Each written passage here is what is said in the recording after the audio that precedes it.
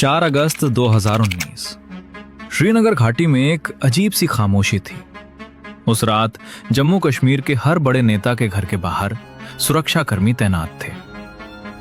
Phone लाइनें धीरे धीरे बंद हो रही थीं, इंटरनेट की रफ्तार घट रही थी। श्रीनगर की सड़कों पर अर्धसैनिक बलों के ट्रक एक के बाद एक गुजर रहे थे।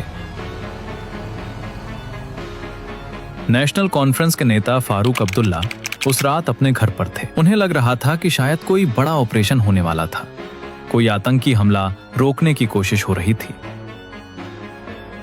लेकिन जो होने वाला था वो किसी आतंकी ऑपरेशन से कहीं बड़ा था। अगली सुबह 5 अगस्त 2019 को संसद में गृह मंत्री अमित शाह खड़े हुए और उन्होंने एक ऐसा ऐलान किया जिसने पूरी दुनिया को हिलाकर रख दिया।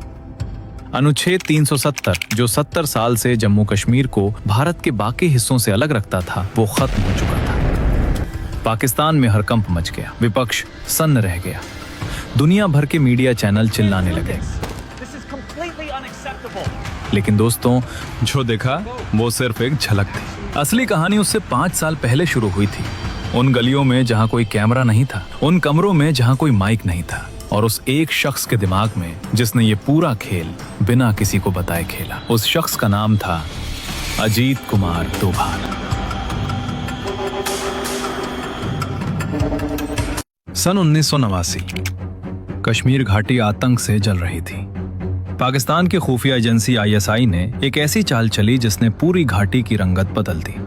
हजारों कश्मीरी युवाओं को सरहद पार ले जाया गया, उन्हें हथियार दिए गए, उन्हें भारत के खिलाफ लड़ने के लिए तैयार किया गया।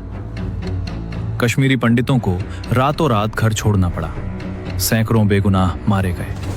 घाटी की हर गली में मौत का साया था। उस वक्त इंटेलिजेंस ब्यूरो IB के एक सीनियर अधिकारी दिल्ली में बैठकर ये सब देख रहे थे, अजीत डोभाल। वो भली भांति समझते थे कि कश्मीर की असली बीमारी सिर्फ आतंकवाद नहीं बल्कि अनुच्छेद 370 है।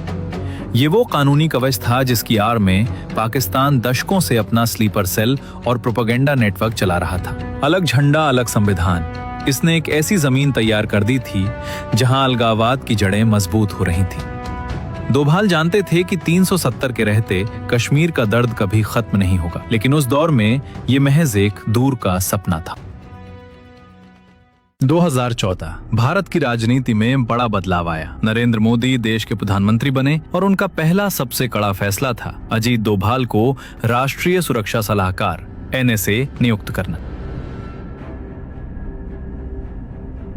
जब डोभाल साउथ ब्लॉक के उस दफ्तर में पहली बार बैठे तो उनके सामने फाइलों का अंबार था। पाकिस्तान की हर हरकत का रिकॉर्ड, कश्मीर के हर जिले की रिपोर्ट, आतंकी संगठनों के नेटवर्क के नक्शे। डोभाल ने एक एक फाइल पढ़ी और जो पढ़ा उसने उनके भीतर एक निर्णय पक्का कर दिया, कश्मीर को बदलना है जड़ से। लेकिन डोभाल ये भी जानते थे कि ये काम रातों रात नहीं होगा, इसके लिए चाहिए होगी धैर्य की एक लंबी लड़ाई। उसी दिन से शुरू हुआ एक ऑपरेशन जिसका कोई नाम नहीं था।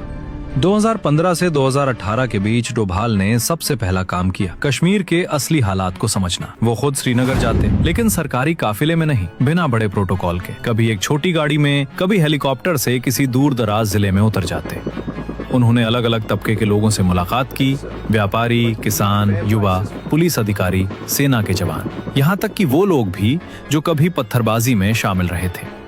डोभाल जानते थे कि कश्मीर की समस्या सिर्फ पाकिस्तान नहीं है, असली समस्या है वो नैरेटिव, वो कहानी जो दशकों से घाटी के युवाओं के दिमाग में बैठाई गई थी कि कश्मीर भारत का हिस्सा नहीं है, कि भारत कश्मीरियों का दुश्मन है, कि आजादी सिर्फ बंदूक से मिलती है। इस नैरेटिव को तोड़ना था।